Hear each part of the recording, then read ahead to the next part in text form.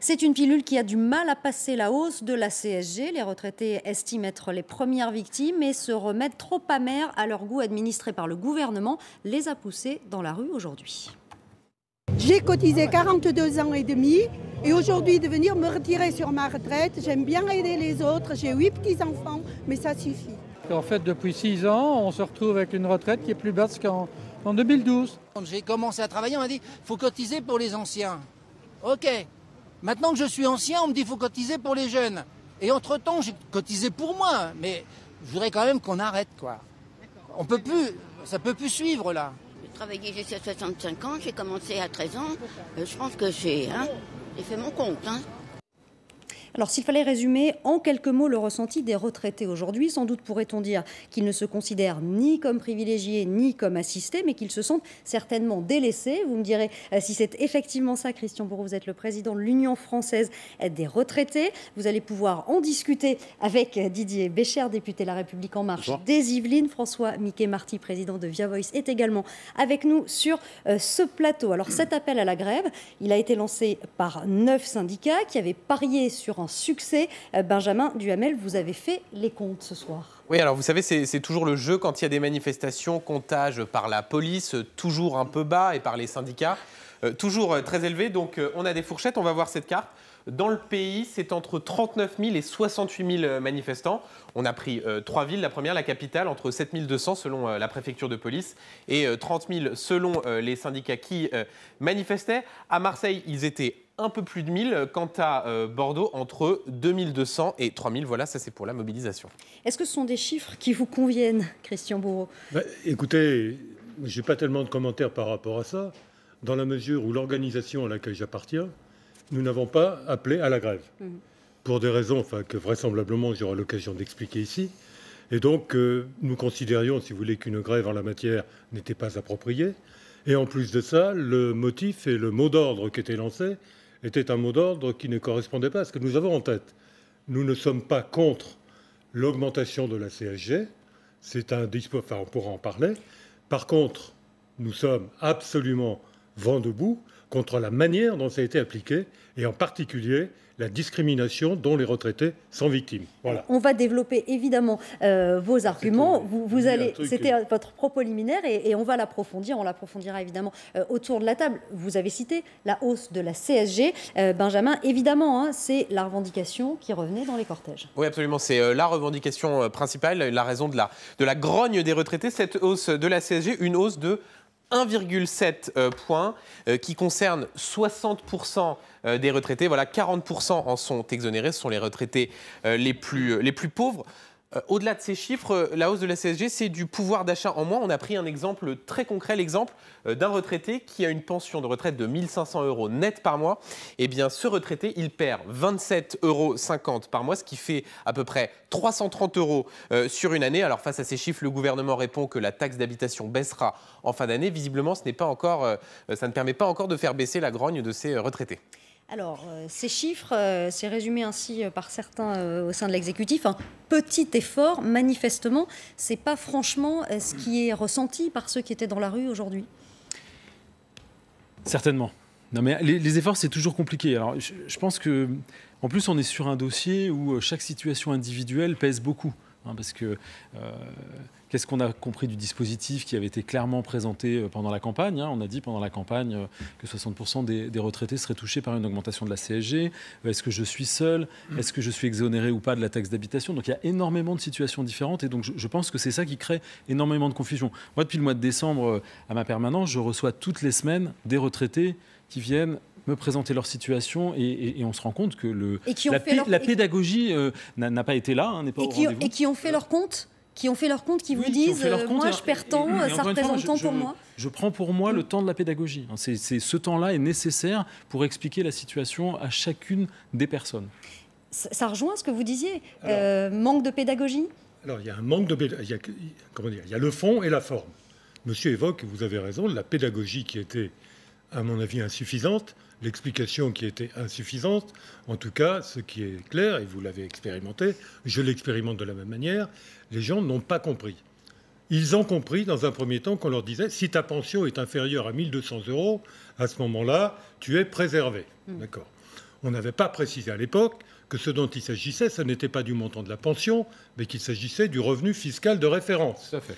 Et le revenu fiscal de référence, c'est quelque C'est ce qu'on chose... déclare, c'est ce qu'on déclare aux impôts. Hein. Oui, c'est tout le patrimoine. C'est tout le patrimoine, c'est ça. C'est l'administration fiscale, c'est l'administration fiscale qui le calcule, qui le communique, et c'est là-dessus, effectivement, qu'on C'est paye le foyer des impôts. fiscal. C'est le foyer fiscal, et dans lequel interviennent, d'une part, les montants de pension, de salaire, de petits avantages qu'on a ici ou là. Si on fait un retrait sur une assurance vie, tac, l'année où il y a des plus-values, des intérêts qui tombent, ça gonfle un tout petit peu. J'en ai rencontré.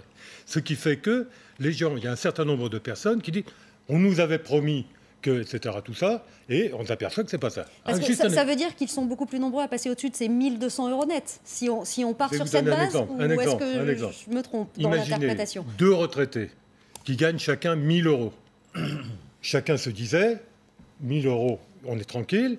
2 000 €, ça passe au-delà des 1 800 €. Ce qu'il faut dire aussi, c'est qu'aucun système, honnêtement, ne fonctionne comme vous le décrivez là. C'est-à-dire que, je pense qu'après, individuellement, on a essayé de faire la pédagogie quand on rencontrait des personnes sur le sujet, mais on a toujours fait l'analyse en fait, en fonction des foyers fiscaux, du patrimoine. Donc il n'y a pas de système qui fonctionne en fonction de ce qu'individuellement on gagne et qui serait juste sur la pension. Vous l'avez pensé, ça n'a pas été communiqué, je suis désolé. Et ça n'a visiblement pas été compris. La communication globale n'a peut-être pas été dans ce détail-là. Par contre, nous, sur le terrain, c'est vrai qu'on a passé beaucoup de temps à l'expliquer. Et ça n'a visiblement donc pas été compris. François Mickey Marty, le gouvernement dit voilà, c'est peut-être impopulaire, mais c'est juste.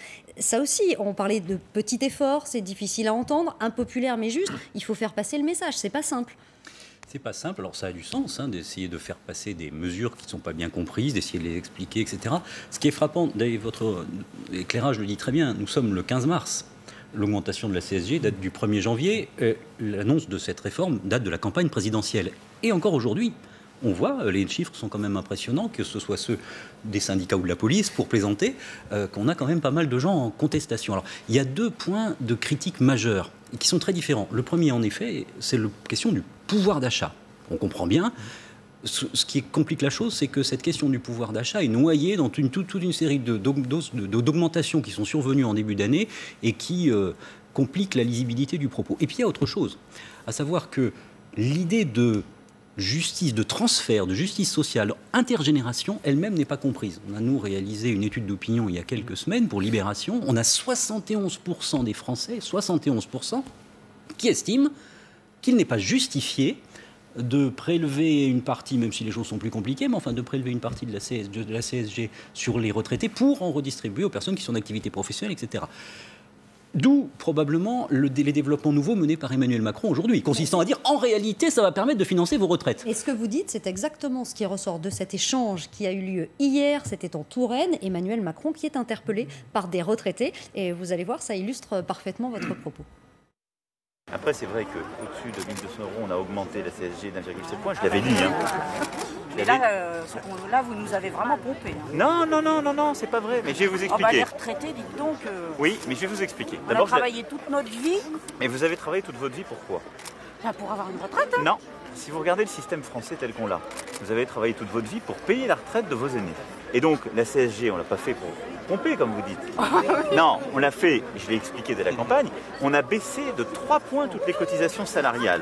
Donc voilà, je vous demande cet effort, un peu de patience. Donc je sais que ça râle, mais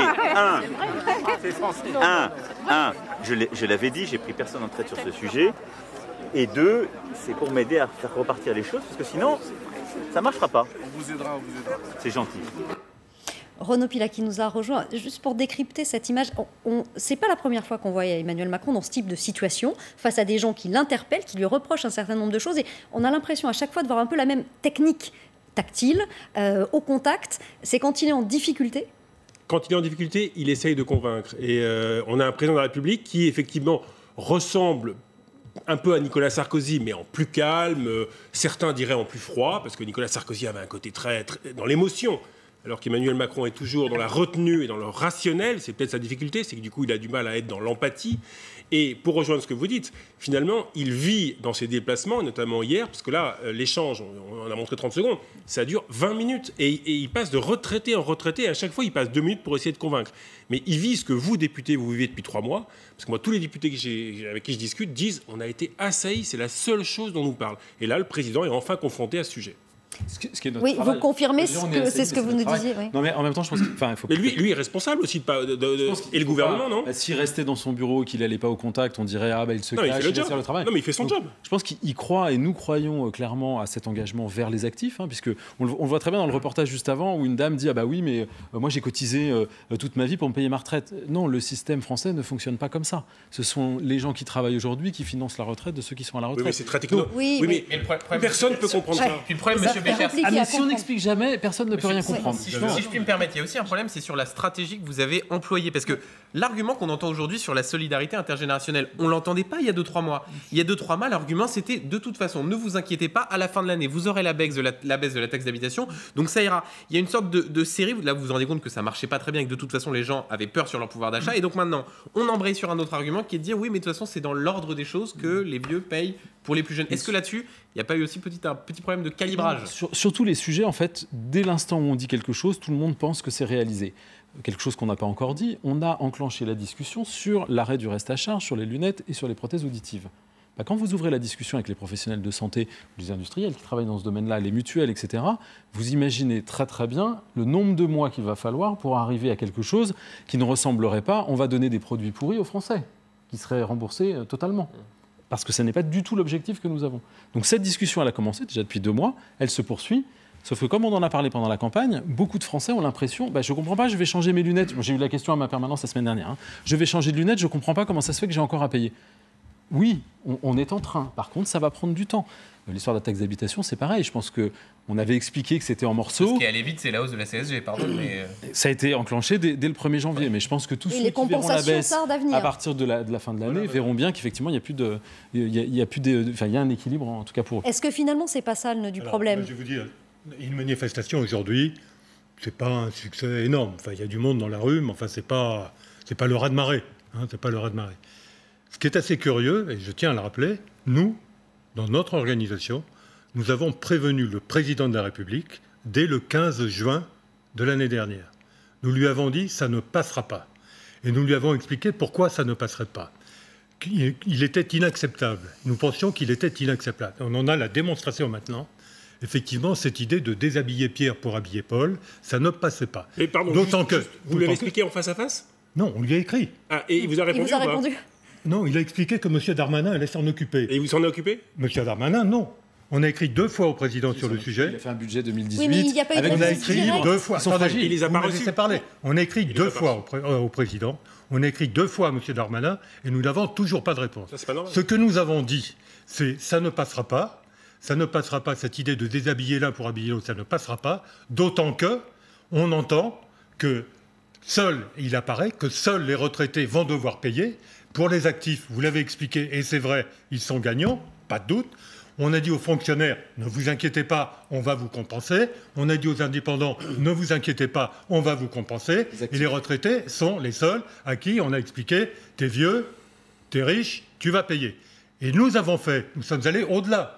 On a fait 2 propositions au président, et que M. Darmanin connaît bien, puisqu'on lui a écrit aussi. 2 propositions, et vous allez voir, elles sont logiques, elles sont raisonnables. On transfère des cotisations sur la CSG. Ça me paraît très bien. La CSG, ce n'est pas un outil qui nous gêne. C'est Rocard qui l'a mis en place pour élargir le financement de la protection sociale. C'est très bien. Donc on a balancé, etc. Mais il reste sur les retraites complémentaires du privé une cotisation maladie.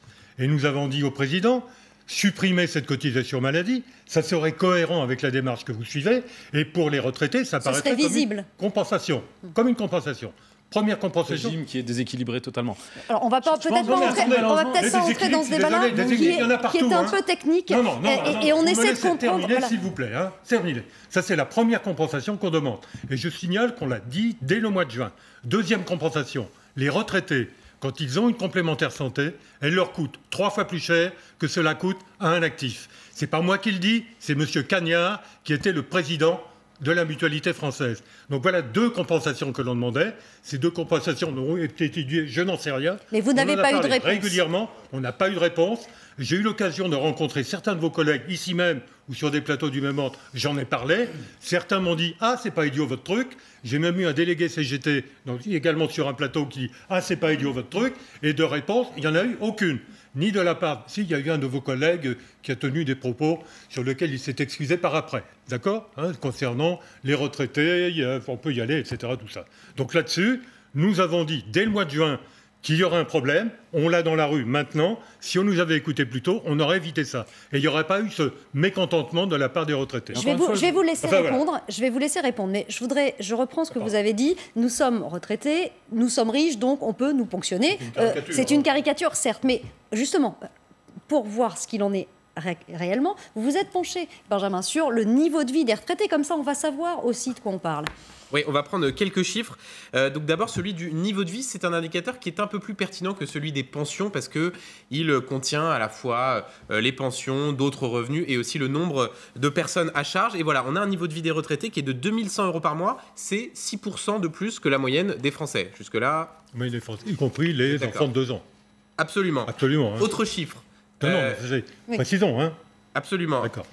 Autre chiffre, et là encore, une inégalité entre les retraités et les actifs. 70% des plus de 70 ans sont propriétaires de leurs biens, 50% seulement des 30-39 ans, ce qui est assez logique. Non, mais attendez. Ça a l'air d'étonner tout le monde. Non, mais c'est simplement pour poser les choses. Mais vous avez raison de souligner, mais parce que ces chiffres-là sous-tendent la réflexion du président de la République. On ne vit pas avec son appartement. Faut être sérieux. C'est pas avec l'appartement que vous payez le billet. S'il vous plaît, est-ce qu'on peut finir ce panorama ? Voilà, c'est gentil. Et on l'analyse après. Encore un chiffre sur les différences de patrimoine global. Là encore, différence, 60-69 ans. Patrimoine en moyenne de 354 100 € contre 191 400 €, 30-39 ans. Évidemment, il y a une logique à ce que les gens plus âgés aient pu accumuler plus de richesses. Mais quand même, dans la moyenne, on voit bien que les retraités sont plus aisés que la moyenne des Français. Évidemment, ça, c'est une moyenne parce qu'il y a des fortes disparités. Un chiffre, encore une fois, et là, ça va dans votre sens. 7,6% des retraités qui vivent sous le seuil de pauvreté avec une retraite qui est de moins de 1 000 € par mois. Ce qui représente environ 1 million de retraités. François Multier-Marty. Ces chiffres sont intéressants pour parler de la disparité des retraités. C'est toujours un peu gênant d'en parler des retraités comme s'il y avait... Vous étiez le retraité, le représentant de tous les retraités. Bon. Et d'ailleurs, il y a en effet des retraités qui manifestent, des retraités mécontents, on l'entend bien et c'est bien légitime, mais il y a aussi 26% des retraités qui ont voté pour Emmanuel Macron au premier tour de la présidentielle. Et aujourd'hui encore, tenez-vous bien, un retraité sur deux qui a une bonne image d'Emmanuel Macron. Là, il est à 40% de popularité au sein de l'ensemble de la population. Donc, oui, il y a un mouvement de contestation. Oui, il y a des déceptions. Oui, il y a des frustrations. Et ces différences que vous évoquez sont très importantes pour comprendre ça. Mais on n'a pas une rupture entre les retraités et le pouvoir actuel de manière globale. Alors, Renaud, il y a autre chose aussi, c'est que ça fait 10 ans que les retraités ont le sentiment qu'on leur demande de faire à chaque fois ce petit effort, plus ce petit effort, plus ce petit effort. Comme l'a montré Benjamin, le niveau de vie des retraités est dans l'ensemble et en moyenne plus élevé que l'ensemble des Français. Mais c'est vrai que depuis 10 ans, pourquoi il y a ce sentiment ? C'est qu'il y a eu, le minimum vieillesse n'a pas été augmenté. Sous Nicolas Sarkozy, on a supprimé la demi-part pour les veuves, la demi-part fiscale pour les veuves. Donc il y a eu depuis, on va dire, 7-8 ans, pas mal de mesures qui sont effectivement un petit peu désagréables pour les retraités. Et puis, d'autre part, à partir de 2018, va s'inverser progressivement jusqu'en 2040-2050 ce niveau de vie des retraités plus élevé que les actifs. Pourquoi ? Parce qu'il y a eu des carrières longues, mais avec des coupures de chômage. Il va y avoir des prix de loyer qui sont différents. Et donc, du coup, jusqu'à aujourd'hui, c'est en 2018 que la césure se fait entre niveau de vie des retraités et des Français. Maintenant, ça va décroître dans les décennies à venir. Donc, peut-être certains traités disent « faisons action maintenant ».